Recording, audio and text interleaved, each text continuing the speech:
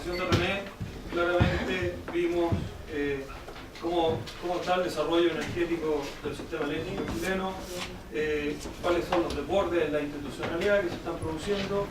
Vamos al tema Castilla, que nos contextualiza y finalmente nos muestra que aquí hay un problema básicamente de inexistencia de políticas públicas en relación al sistema.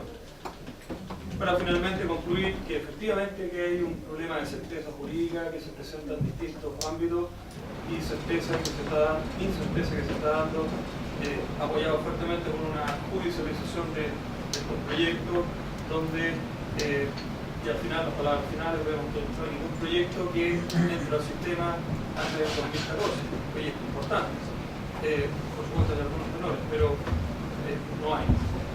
Entonces, me gustaría ahora dejar con ustedes a Juan Pablo Corrego, él es presidente de Ecosistema, tiene un magíster en estudios del medio ambiente con precisión en ecología y antropología de la Universidad de York, en Canadá. Es uno de los fundadores y por al menos unos 12 años coordinador general del Grupo de Acción por el Biobío, que desarrolló la campaña de defensa del río Biobío y de las comunidades pehuenches ante la construcción de centrales hidroeléctricas.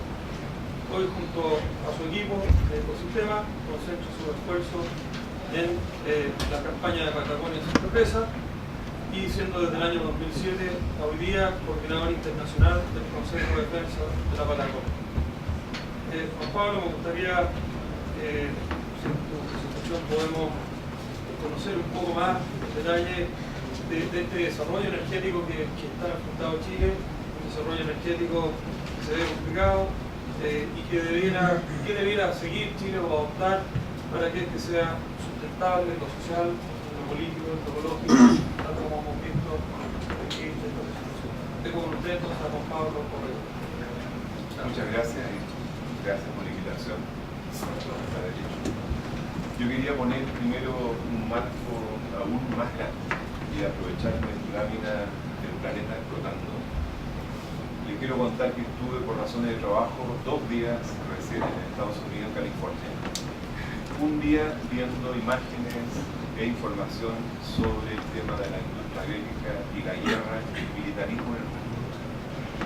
Si ustedes no saben quizás, porque en realidad esta es una información invisible, solamente Estados Unidos está gastando en este momento, se calcula, $1 trillón al año en armamento y en defensa. $1 trillón. Y acaban de encargar, están construyendo 10 portaaviones nuevos, cada uno vale $12 billones, o sea, 120 billones de dólares en portaaviones.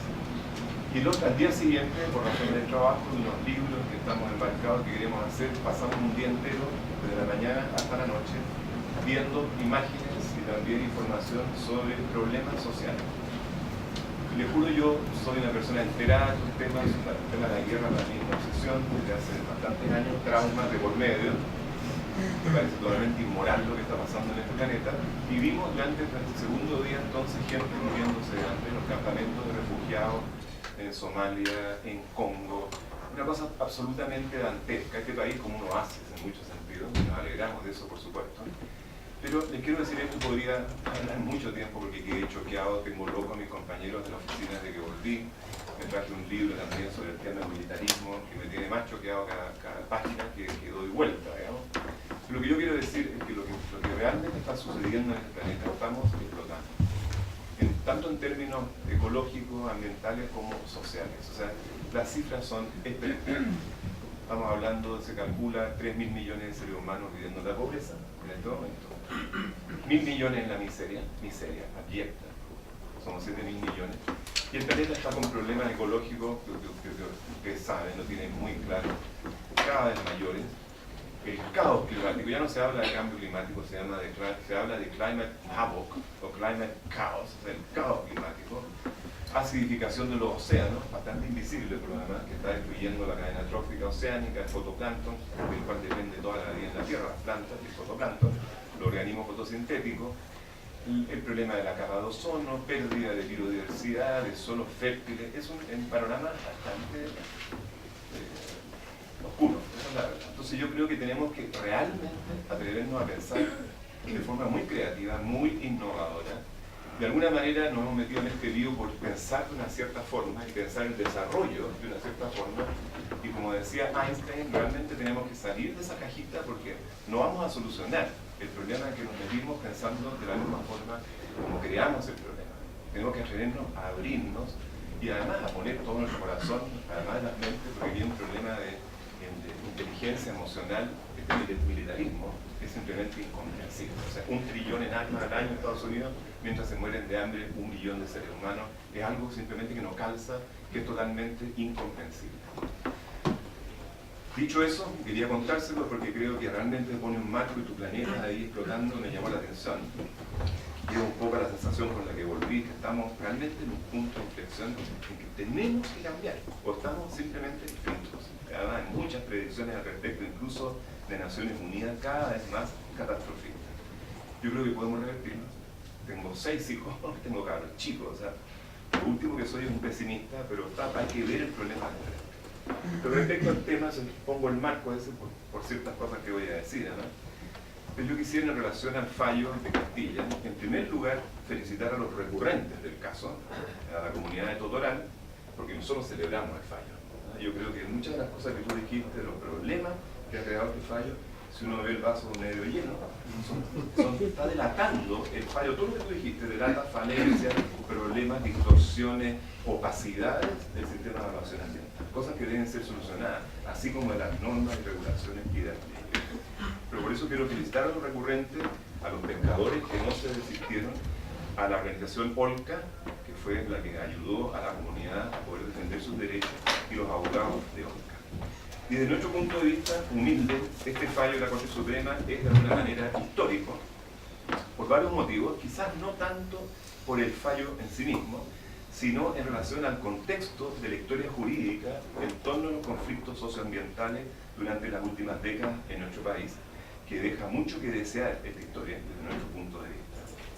Si quisiera hacer algunas reflexiones preliminares al fallo de Castilla que sustentan esta afirmación. Las Cortes y tribunales debieran tener o tienen un rol mediador entre los poderes del Estado, Ejecutivo, Legislativo y la ciudadanía. Si juzgamos en base a la situación mundial, por eso empecé diciendo eso, inequidad, miseria, guerra, severa degradación social y ambiental, las Cortes parecen no han contribuido a salvaguardar los derechos de la mayoría. A pesar que se supone que en las democracias occidentales las cartas fundamentales, y el caso de Chile, dictaminan que el Estado está al servicio del individuo. Las Cortes, por lo tanto, debieran servir como un muro de contención, de protección para la gente, garantizando nuestros derechos ante los excesos o intentos de exceso de otras personas naturales o de personas jurídicas, tales como empresas, de hecho tanto públicas o estatales como privadas.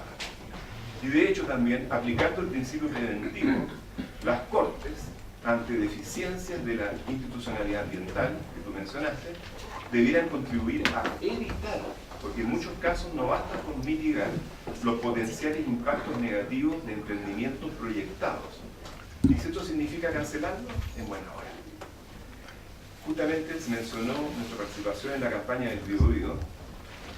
Durante esta campaña, que duró, en mi caso, en nuestro caso, casi 12 años, nos defraudaron profundamente tanto la institucionalidad ambiental y la aplicación de la ley de base, aunque Pangue, uno de los proyectos del Biobío, el primero, se tramitó antes de la promulgación de la ley de base, pero también nos defraudaron las Cortes y la Contraloría General de la República. ¿Por qué? Porque fuimos testigos de fallos incomprensibles. Trabajábamos con muchos abogados y eran fallos realmente, en un momento dijimos, surrealistas, incluso absurdos, aparentemente absurdos, hasta que descubrimos el sesgo, que los fallos una y otra vez privilegiaban en forma arbitraria e irracional, a cualquier costo, los derechos, los planes de inversión de las empresas involucradas, y pasaban a llevar en forma flagrante los derechos fundamentales de comunidades indígenas y personas indígenas y de la población local, incluyendo, por supuesto, el derecho a vivir en un medio ambiente armónico, sano, íntegro. ¿Y esto cómo se hacía? Recurriendo a interpretaciones peculiares de las leyes o a formalidades para evadir el fondo de las acciones legales, o justamente aceptando el fraccionamiento de obras claramente interrelacionadas e interdependientes, tales como las centrales Pangue y Ronco. Pangea y Ralco fueron evaluadas separadas y son una unidad funcional totalmente interrelacionada. Pangea depende 100% de Ralco para los flujos de las aguas, de los caudales. O también incurriendo en un agudo reduccionismo en relación a la consideración del área de influencia de los proyectos y el abuso, por lo tanto, del concepto de los impactos indirectos. La autorización e implementación de grandes megaproyectos energéticos, que es una economía de escala conveniente a las grandes empresas oligopólicas, tienen impactos a nivel nacional porque imponen un cierto tipo de paradigma energético, de política energética, generan un cierto tipo de desarrollo energético versus otros modelos descentralizados, tales como la generación distribuida a menor escala en base a energías renovables no convencionales. Por lo tanto, estas decisiones impactan a todo el país. Los afectados son todos los ciudadanos y las ciudadanas, y en horizontes de mediano e incluso largo plazo, porque generan estas decisiones. No, la tarjeta. No se debería cerrar la puerta. Hay un botón. Y la sombra. Claro, bueno, abre la cortina. Andrés, qué boicot. Demuestra que tenemos que hacer personas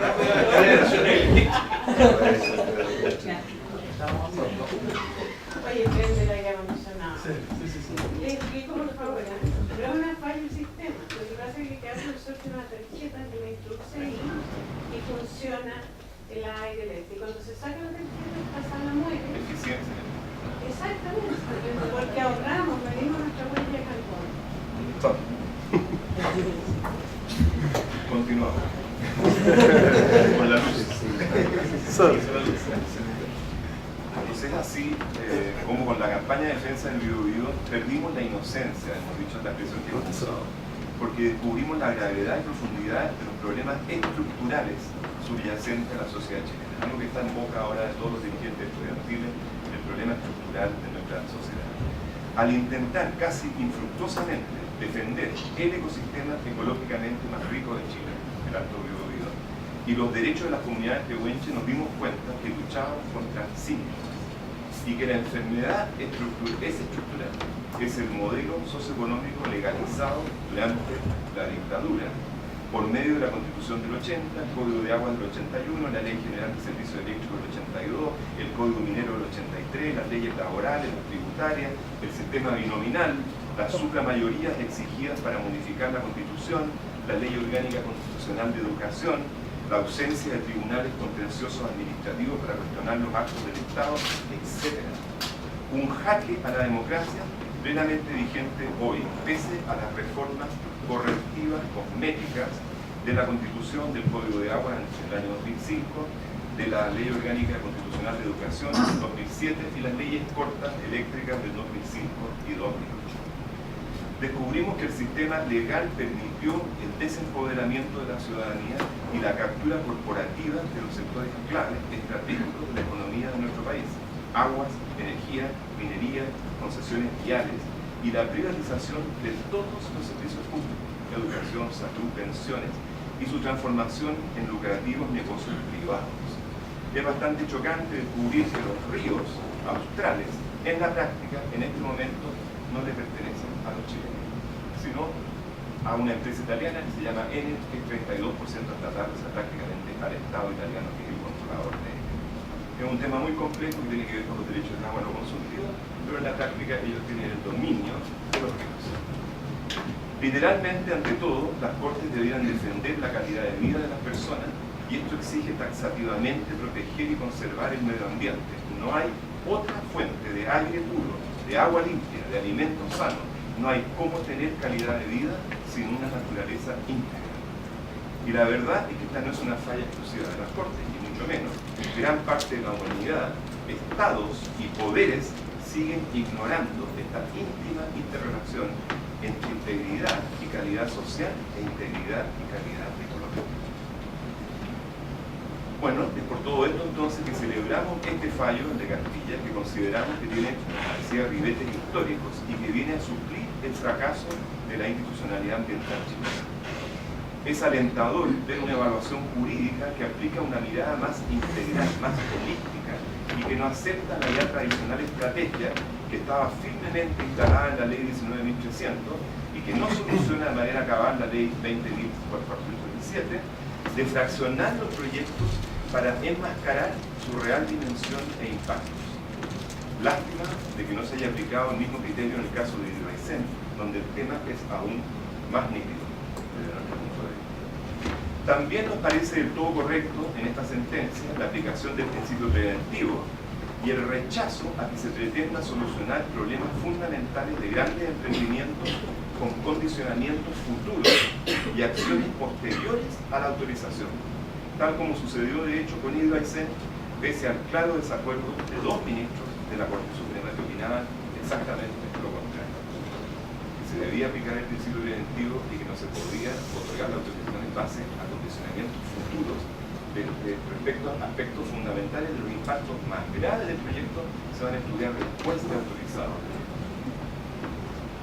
Francamente, según los dos ministros de la Corte Suprema, es ilegal, no está en la ley de base, por supuesto.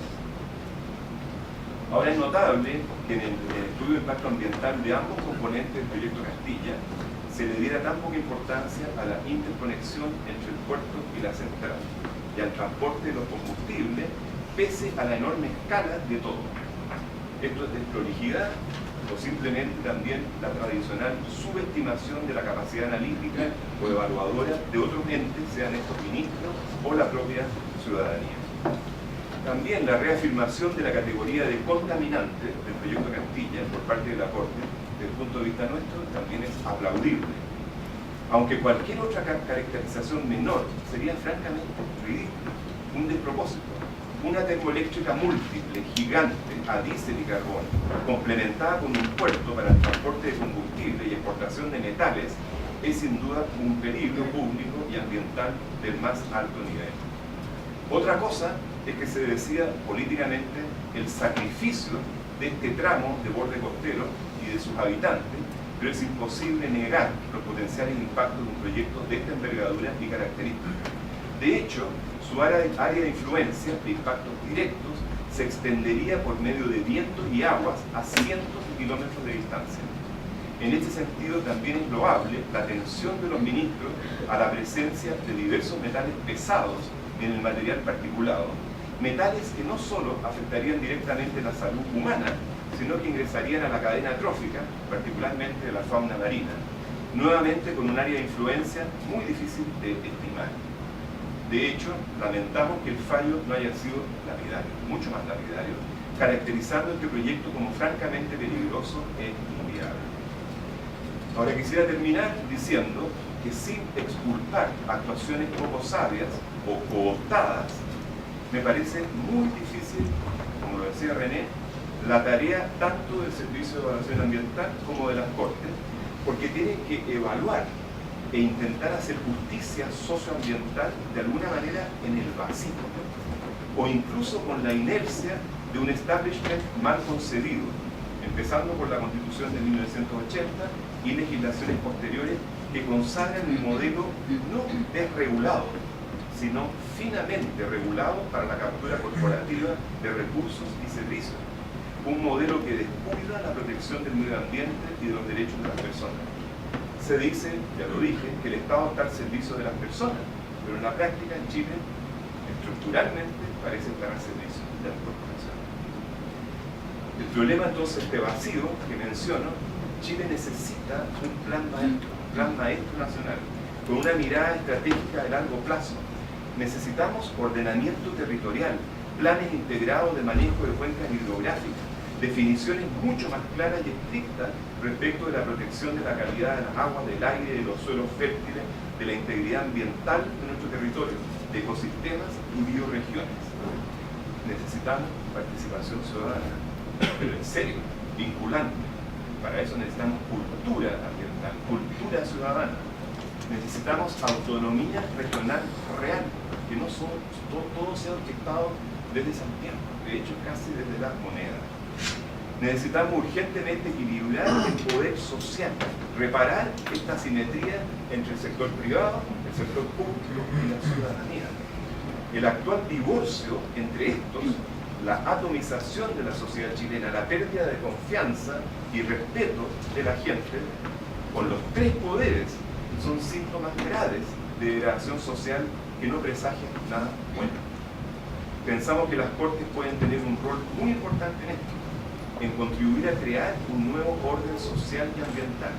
Pero insistimos que para que el Poder Judicial pueda jugar este rol y tener un efecto positivo, benéfico para toda la sociedad, necesitamos una reestructuración radical y profunda de nuestra sociedad que la reoriente hacia la sustentabilidad socioambiental.